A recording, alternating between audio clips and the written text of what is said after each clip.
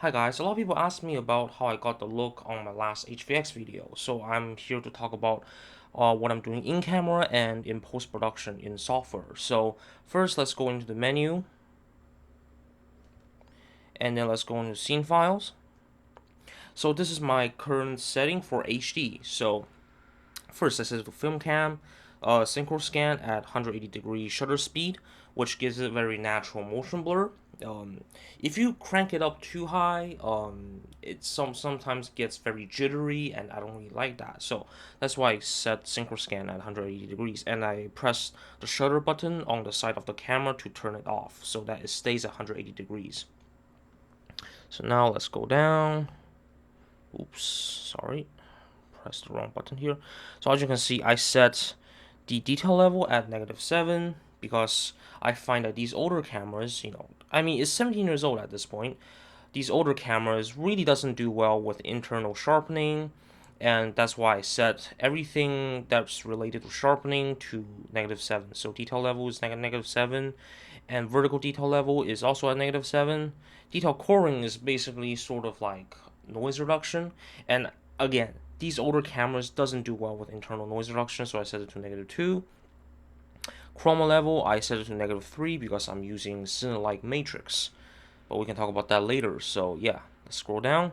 So color temp 0, master pedestal, I set it to +4, and this is because Cine-like V is inherently a pretty contrasty profile, so I raised the master pedestal so that it has a bit more latitude in the shadows. Yep, and then these are blued out, so you can't really select them. So gamma, I select Cine-like V because it has the best dynamic range, but also not like Cine-like D, where it kind of reduces highlight roll-off in order to get more dynamic range. It actually increases the knee so that it has better skin tones in the highlights. So this is a really great profile because it's like a balance between dynamic range and great skin tones. Now let's go down. Matrix, I choose Cine-like, just Cine-like, because I know that a lot of people use normal, but to me, Cine-like actually gives better skin tones and especially more latitude in grading. But because of that, I actually set again, let's go back up, set the chroma level to -3 because Cine-like is a pretty saturated matrix. And skin tone detail, please set it to off. It looks terrible if you don't. And the detail frequency, I set to thin regarding no matter what resolution I shoot it in.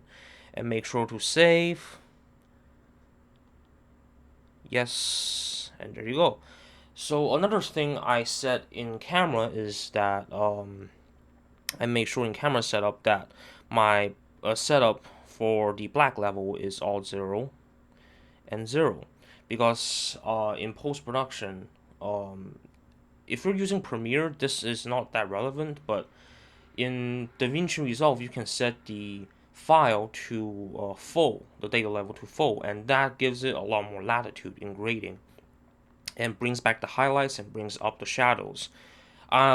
If you look at the LUT I provided down below, I actually already did that for you if you're using Premiere, and if you're using DaVinci, I provided a different kind of LUT, which basically requires you to actually set the clip attribute in DaVinci to data level full, but I will talk about it a bit later. So yeah, that's about it. If you want more detailed things about specific dials, specific camera setups, please go check out Ben Jones. He's done a series of fantastic videos on the details of the HVX, and I couldn't have gotten started on this camera without his videos.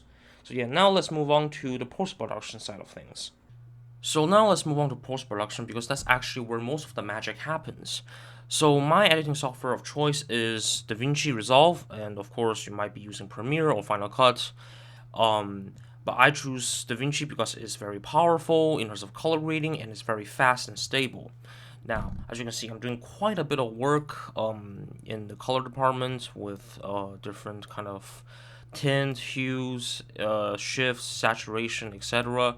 And a lot of these I condensed into LUTs. As you can see, I have 3 LUTs in here.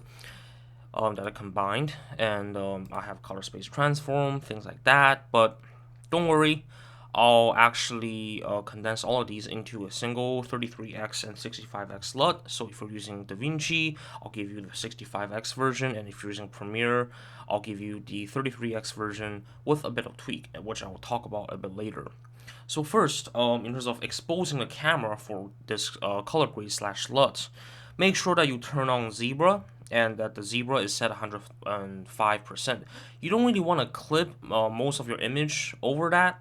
You do want to make it decently bright, but not too bright. Let me show you an underexposed example. For example, this shot was quite underexposed, and let's say if we want to pull out the guy's shadow, yeah, as you can see, a lot of noise, a lot of compression artifacts. It's not pretty. So you do want to expose kind of bright like this, because you can always adjust the exposure, before the LUT is applied, right? You can always turn down the gamma, gain, highlight, whatever it's called in your editing software.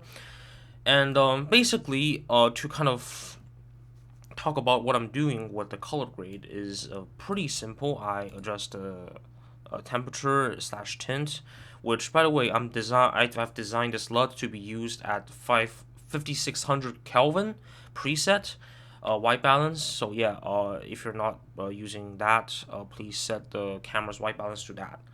And or you can just use auto white balance depending on your preference for how the scene looks. If you want to look warmer or colder, obviously you can adjust it through that. And I've adjusted slight differences with gamma gain, and then I actually graded a lot of Lumix footage, which I'll use vlog. So I actually transformed the Rec 709 Cinelike V footage into V gamut and vlog. But of course, if this is all mumbo jumbo to you, again, the LUT is in the link in the description. You can just slap that on. And yeah, so to teach you how to, I guess, apply the LUT, it's different in editing software, so I'll just teach you how I did it in DaVinci. So you can just import the LUT. Yep, you can just import the LUT in, for example, in DaVinci's color management, but I'm sure you can look up tutorials on how to do that in your editing software. So I go into Open LUT folder and I drag whatever LUT I want in here, and I close it, update list, and yeah, the LUT will be in there. So in DaVinci, you add a node, and you do this. Oops. Make sure to connect the dots. You right-click, select LUT, and I've named the LUT HVX 200 Cinelike V. So, yep. And now there you go. This is the version designed for Premiere, because Premiere actually doesn't allow you to change the data level of a certain clip to full. It just sticks to video all the time. So yeah, as you can see, it makes it a bit more contrastier, so that's why I actually made the LUT for the Premiere a bit flatter. Same thing for Final Cut, but Final Cut's version is 65x. And the 65x Final Cut version is also have this a bit of a lifted black and kind of brought down whites. So yeah, this tutorial is basically just teaching you how to apply the LUTs and how to expose in camera for the LUTs. And to kind of summarize what I did with the color grade within the LUT is to just simply use hue versus hue and color warper in DaVinci Resolve to kind of really bring out the skin tone and the trees and the blue sky. And if you want to know how to do it yourself and stylize it and customize it to your preference, again, hit me up in the comments and I'll make a different video about it. So yeah, thank you very much and hope you have a great day.